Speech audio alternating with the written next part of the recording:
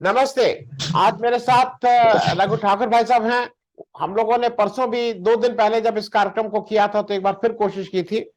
और रघु भाई आज थोड़ा आपके पास इसलिए आ रहे हैं, अपना दुख आपसे कहने और बांटने आ रहे हैं। दुख इस बात का है कि इस देश में और एक गवर्नर के पद पे बैठे हुए व्यक्ति आते हैं और ऐसे संस्थान में जाते हैं जो ये कहता है कि वो अपने को समाजवादी बोलता है वो संस्थान। और वहां देश के जो बहुत प्रखर समाजवादी कहने वाले लोग वहां मौजूद रहते हैं। और वहां पे मनोज सिन्हा साहब बापू को ये कह के कि बापू के पास केवल मैट्रिक थे, वो पढ़े लिखे नहीं थे, उनके पास कोई लॉ की डिग्री नहीं थी, इस तरह की अनर्गल बातें कह के वो वहां से चले जाते हैं। और वो जब ये बातें कह रहे होते हैं तो एक रिटन उससे वो पढ़ रहे होते हैं, तो कोई ये गलती से नहीं कहे। उससे ज्यादा जो खराब बात ये हुई है कि उसके बाद बहुत से लोग उस, और खास करके जो उसके आयोजक थे, वो फेसबुक नाम का जो एक सोशल मीडिया है वहां पे जाके बताते हैं कि नहीं नहीं, जो उन्होंने बात कही है वो बिल्कुल ठीक है, वो डिग्री नहीं थी, इत्यादि इत्यादि। तो और मुझे ऐसा लगा कि मैं तो भाई आप लोग जितना प्रखर तो नहीं हूं, लेकिन गांधी को पिता की श्रेणी में और पिता के से ऊपर वाली श्रेणी में रखता हूं। तो कहीं मुझे ऐसा लगा कि आपके पिता, आपके आपके खानदान को गाली दी गई है। और मैंने इसका जितना मुझसे विरोध हो सकता है मैंने किया है। मैं आपसे इस पे एक पूछ रहा हूं, क्योंकि आ, गांधी को छोटा करने से ये इन लोगों का किसी का भी क्या फायदा हो रहा है, तो मैं ये नहीं समझ पा रहा हूं। पहली चीज इसी पे, गांधी को छोटा करने से क्या फायदा है? आनंद वर्धन जी, नमस्कार। नमस्ते सर। मैं सबसे पहले तो आपको तीन बातें कहूंगा, फिर आपके पक्ष पर क्योंकि ये व्यक्तिगत वार्ता है, इसलिए इसमें समय का पर्याप्त कोई मेरे ख्याल सीमा नहीं होगी, और कोई वक्ता दूसरा भी नहीं तो कोई बीच में आपका आश्चर्य नहीं हो पाएगा।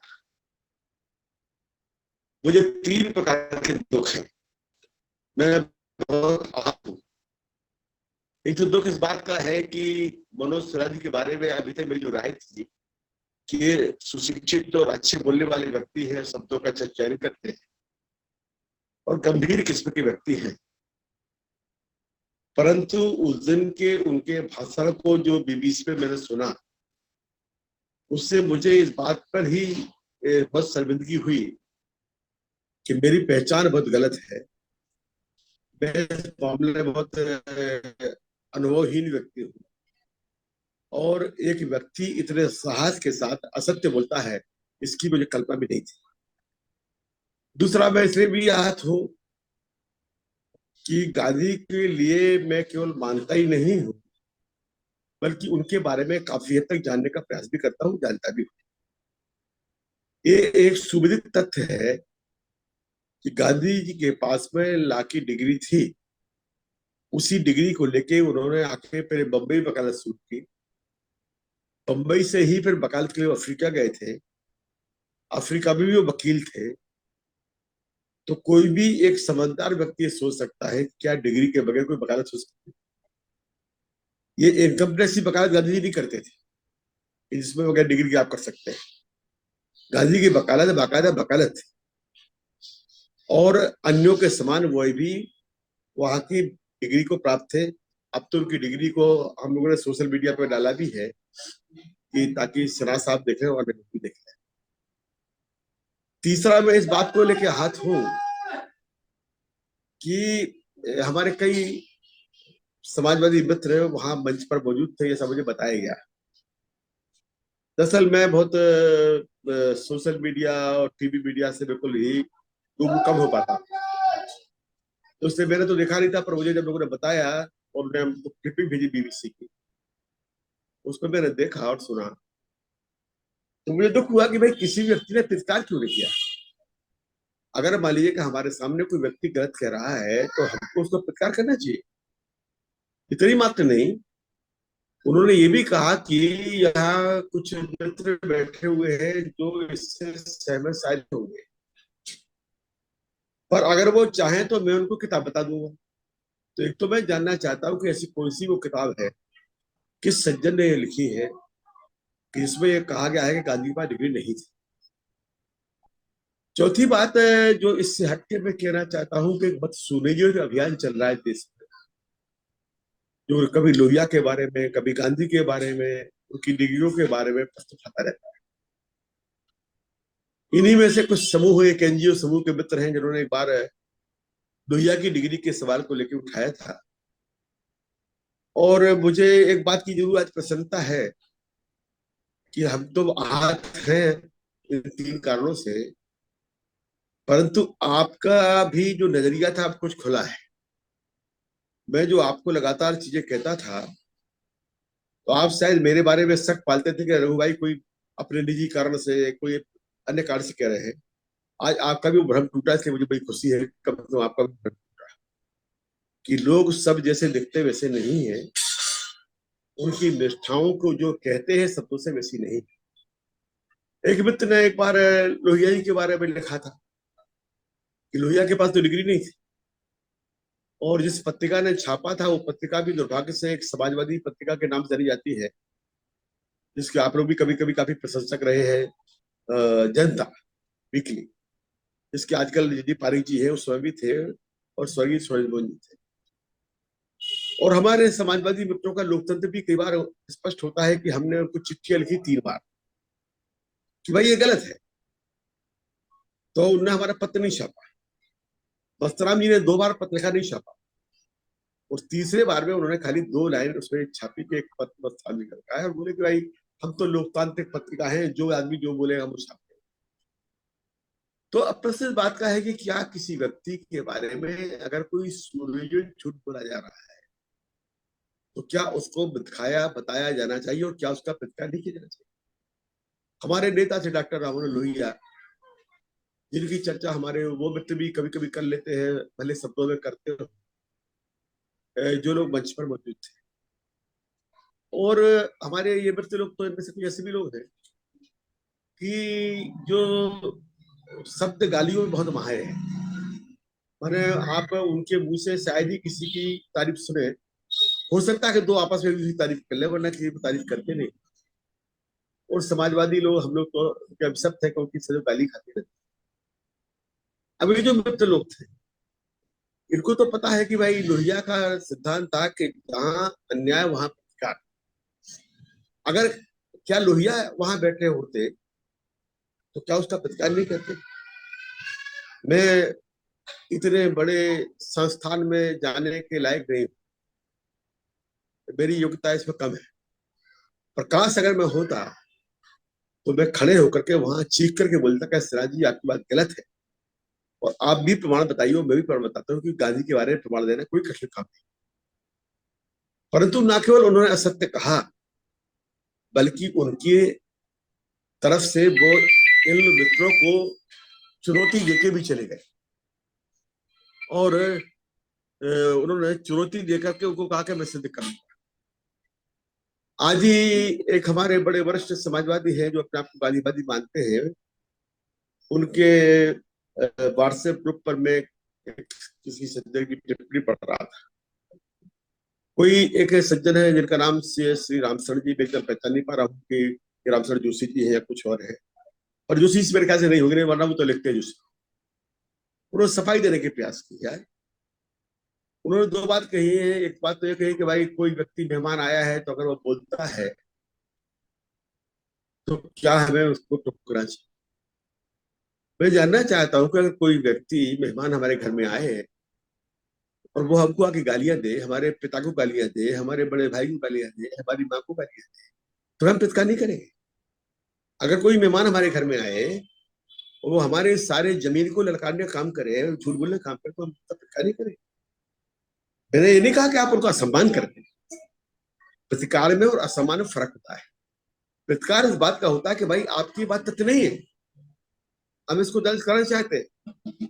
और ये इसलिए जरूरी था कि वहां पर जितने भी बच्चे रहे हो, मैं कितने नहीं जानता कितने बच्चे वहां रहे हुए, आमतौर पर शिक्षण संस्थाओं में जो बच्चे ऐसे भाषणाओं के लिए बुलाए जाते हैं वो लाचार होते हैं, क्योंकि उनको संस्था में पढ़ना है तो डिग्री चाहिए है, तो बुला लिए जाते हैं। तो हुक्म पर जाने वाले बच्चे, जैसे हमारे यहाँ 26 जनवरी 15 अगस्त की शुरू के बच्चे आते हैं, सब वो भी होते हैं। और जो भी बच्चों ने सुना होगा, जब वो कहेंगे भाई राज्यपाल ने ऐसा कहा है, तो उनके दिमाग में ये बात आई कि भाई राज्यपाल ने कहा, मैंने जरूर सच हुआ, गांधी के पास डिग्री थी, ये गांधी वाले लोग झूठ बोल। तो जो गांधी के ऊपर हमला है वो हमला है, एक पुराना चल रहा है। रामचंद्र जी ने जो दूसरी बात उसमें लिखी, मैं नहीं जानता हूँ कि ये विश्लेषण उन्होंने कैसे किया, पर उन्होंने दूसरी बात उसमें अपनी टिप्पणी में लिखी है कि आजकल नरेंद्र मोदी जी के ऊपर उनकी शिक्षा को लेकर हमले हो रहे हैं, तो शायद इसके प्रतिकार के लिए या इसके बचाव के लिए उन्होंने ऐसा कहा हो कि नहीं, आदमी को पढ़ा लिखा होना जरूरी है। मैं बिल्कुल मानता हूँ कि एक राजनीतिक व्यक्ति खैर पढ़ा लिखा भी हो, और अगर उसको देश की समझ हो तो वो व्यक्ति बहुत काबिल देश का नेता हो सकता है। कोई डिग्री जरूरी नहीं है। मैं नहीं मानता हूं कि डिग्री मात्र से ही योग्यता आती है, बल्कि योग्यता समाज को, देश को समझने में से आती है। अगर वो ये कहते हैं कि भाई गांधी से और भी बहुत ज्यादा पढ़े लिखे लोग थे, तो मुझे कोई आपत्ति नहीं, कि मैं मान लेता। अगर उन्होंने रविन्द्रनाथ ठाकुर का तो भी उदाहरण दिया होता, क्योंकि रविन्द्रनाथ ठाकुर के पास कोई वैसी डिग्री नहीं थी, परंतु उनके लिए नोबेल मिला, सारी दुनिया में उनका नाम हुआ, तो भी मैं मान लेता। परंतु नरेंद्र मोदी के बचाव के लिए गांधी के चेहरे पर काले पूतना, इससे बड़ा पाप कोई नहीं हो सकता है। अगर उनमें साफ सीधा कहते कि भाई आजकल कुछ लोग इसी चर्चा कर रहे हैं, हम इससे सहमत नहीं, तो अभी कोई आपत्ति नहीं। मैं शिक्षण संस्था के जो मालिक हैं उनका कोई ज्यादा दोष नहीं मानता, इसलिए कि हम सब जानते हैं कि आजकल जो निजी शिक्षण संस्थाएं हैं ये खुली दुकानें हैं। इन दुकानों को सत्ता का संरक्षण चाहिए, तो उनकी तो लाचारी हो सकती है। मैं मान लेता हूँ कि भाई उनको बुलाना है, उनको सुनना है, जो वो कहेंगे चला कचरा जो आदमी बोलेगा उसको सुनना है। ये कोई पहली बार नहीं हो रहा वहां, इसके पहले भी कई ऐसे वक्ता लोग आए हैं। कोई लोहिया पर बोलने आया, कोई गांधी पर बोलने आया, परंतु जिनके बोलने में एक प्रकार की काफी त्रुटियां थी। परंतु मनोज जी से इसलिए हमको दुख लगा। नंबर चौथी बात जो इसलिए मैं आपसे कह रहा, पांचवी बात किसलिए भी मैं हाथ और दुख हुआ कि मनोज जी चुन के आते हैं गाजीपुर से, और आप जानते हैं कि जो पूर्वांचल है ये लोहिया का सबसे बड़ा कर्म क्षेत्र रहा है, और यहाँ के लोगों ने लोहिया को पढ़ा और गांधी को भी जाना। बनारस हिंदू विश्वविद्यालय की जो स्थापना हुई, उसके प्रथम समारोह में भी महात्मा गांधी वहां मौजूद थे, और महात्मा गांधी का ऐतिहासिक भाषण उस विश्वविद्यालय में कई जगह पे टंगा हुआ है कि गांधी जी ने आके यहाँ पर क्या बोला था, क्या कहा था। मदन मोहन मालवीय जी की कितनी श्रद्धा गांधी के प्रति थी, ये कोई कहने की जरूरत नहीं। और जो पूना पैक्ट हुआ था, उस पूना पैक्ट में हिंदू समाज की ओर से गांधी को आश्वासन देने वाले कि हम लोग अब आरक्षण देंगे, हम लोग स्थान देंगे दलितों के लिए, एससी लोगों के लिए, और उनका साथ बराबरी का व्यवहार करके स्पष्ट नहीं करेंगे। ये भारत के हिंदू समाज की ओर से हस्ताक्षर करने वाले एक मदन मोहन मालवीय जी। अब उस अंचल का व्यक्ति, उस गाजीपुर का व्यक्ति, ये गाजीपुर में तमाम लोगों ने कुर्बानी दी है। गाजीपुर में तो 42 में झंडा फहराते हुए गोलियां चली और लोग मारे गए। पंडित दुबे जी वहां मारे गए। पंडित दुबे तो उसी समाज के थे, समाज के हमारे मनोज सिन्हा जी है, वो जानते हैं। तो मुझे इस बात का भी दुख हो रहा है कि मैं ऐसा नहीं मानता हूँ कि मनोज सिन्हा जी को पता नहीं होगा। मैं मानता हूँ कि मनोज सिन्हा जी ने नरेंद्र मोदी के बचाव के लिए एक चाटुकारिता का चरम रास्ता पकड़ा है, झूठ का, असत्य का सबसे बड़ा रास्ता पकड़ा है, जिनने उनके कद को, उनकी छवि को, उनके पद को गिराया है। मैं उनसे अपील करना चाहता हूं कि अगर उनमें जरा भी एहसास हो तो वो सार्वजनिक रूप से राष्ट्रपिता से माफी मांगे, देश से माफी मांगे, तो कहें कि मुझे ऐसा नहीं कहना चाहिए। और अगर वो ये कहने का हिम्मत नहीं करते, क्योंकि मैं जानता हूं कि गोली मारना तो आसान है, पर गलती को स्वीकार करना कठिन होता है, प्रायश्चित करना कठिन होता है। तो अगर वो ऐसा नहीं करते हैं तो हिंदुस्तान के राष्ट्रपति से मैं तकनीकी रूप से ये मांग करूंगा, मैं जानता हूँ तकनीकी रूप से कह रहा हूँ, कि वो ऐसे राज्यपाल को बर्खास्त करके देश में एक उदाहरण प्रस्तुत करें कि देश अब अपने राष्ट्रपिता का अपमान नहीं सहेगा। क्या कोई ऐसी घटना, ऐसी कोई बात दुनिया के दूसरे दिन हो सकती है? क्या कोई अमेरिका में मार्टिन लूथर किंग के बारे में, जो गांधी के शिष्य थे, उनको बोल सकता है? क्या कोई दक्षिण अफ्रीका में नेल्सन मंडेला की डिग्री के बारे में कोई बोल सकता है? कोई बोलेगा, जो कि गांधी को मानते थे? क्या कोई व्यक्ति फ्रांस में जीन पाल साथ के बारे में बोल सकता है?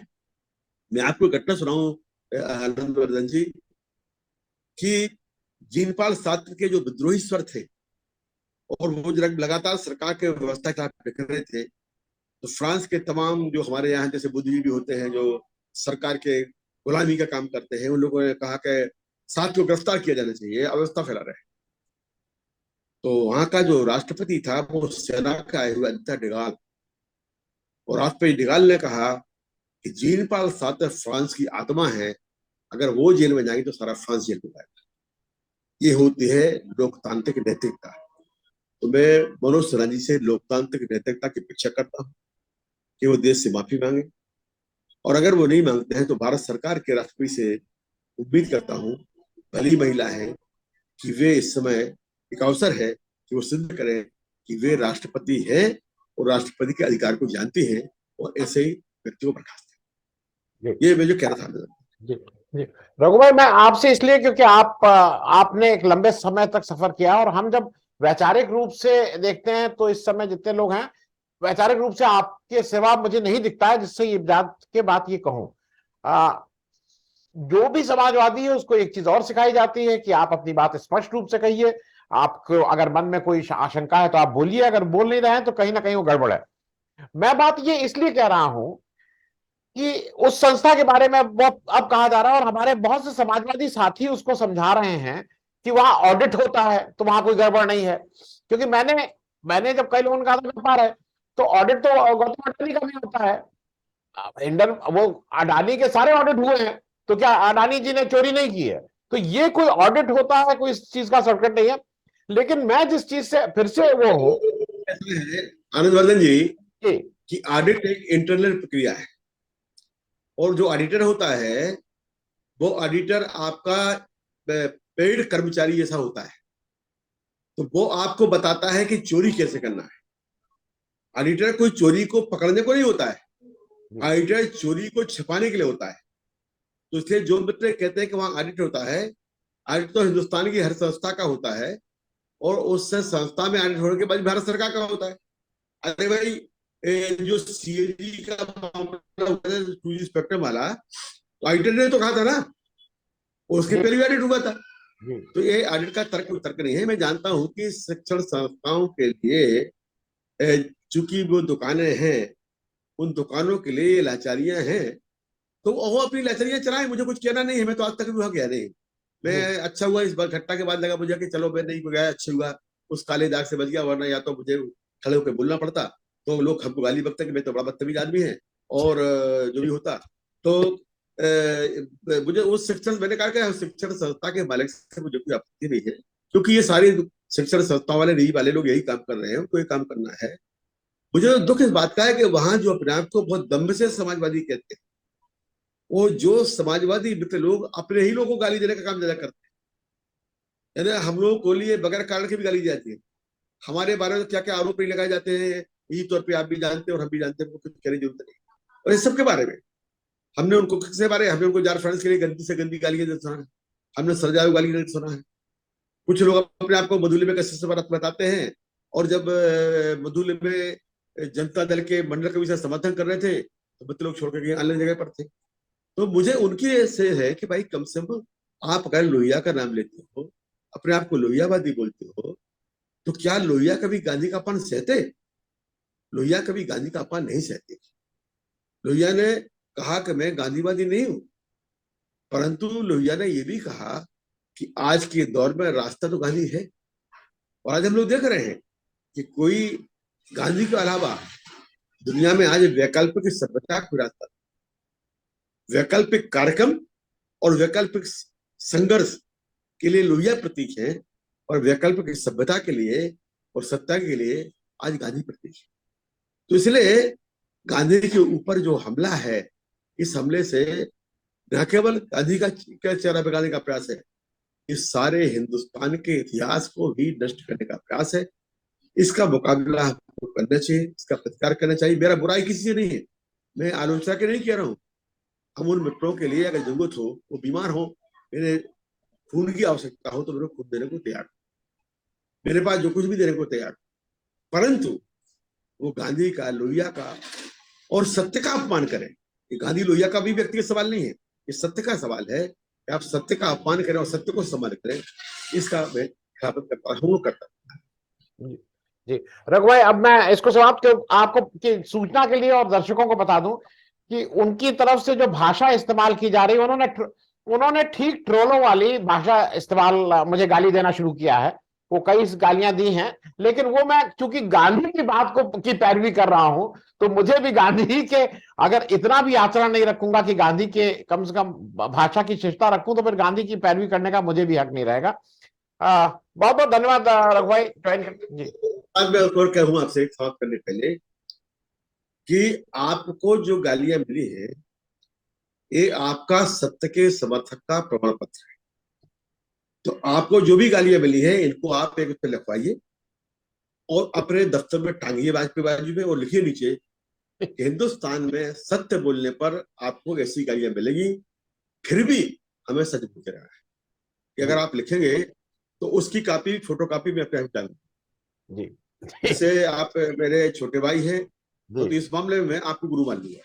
नहीं, ऐसा मत कहिए। लेकिन नहीं, मैं सिर्फ इतना कह के कार्यक्रम समाप्त करूंगा कि अरे भाई आपके मुझे। साथ देश के लाखों लोग हैं। अभी जब आपसे मेरी फोन पे बात हो रही थी जी तो मैं रास्ते में था, कार में जी अपने कार्यक्रम के लिए आ रहा था। जी तो जो सज्जन हमारे मित्र हमारे कार में ला रहे थे, जो कार ड्राइव कर रहे थे, वो बोले कि इस चैनल के जो आपका नाम लेके बोले कि जो आनंद वर्धन जी है, मुझे थोड़ा आपका नाम लेकर कट्टा ही जाती है। आप मेरे मेरा मुंह से घरेलू नाम, आप घरेलू नाम आपकी जबान पे है तो वो ज्यादा रहता है जी। रहता है। तो बोले कि ये सज्जन के लिए लाखों लोग सुनते हैं। ये उन्होंने अभी हमसे कहा। वो बोले कि इतना बढ़िया डिबेट ना, उन्होंने हमसे कहा कि मुझे इस समय केवल दो ही लोगों की डिबेट सबसे अच्छी लगती है, तो फिर एक नाम उन्होंने आपका है। जी तो आपके बारे में लाखों लोग हैं जो आपको प्रेम कर रहे हैं, आपको समर्थन कर रहे हैं, आपके साथ खड़े हुए हैं। आनंद वर्धन जी आप अकेले नहीं हैं, आपके साथ भी देश के हर सत्य प्रेमी आपके साथ में है और है। जी। बहुत बहुत धन्यवाद भाई साहब, थैंक यू सो मच। नमस्कार।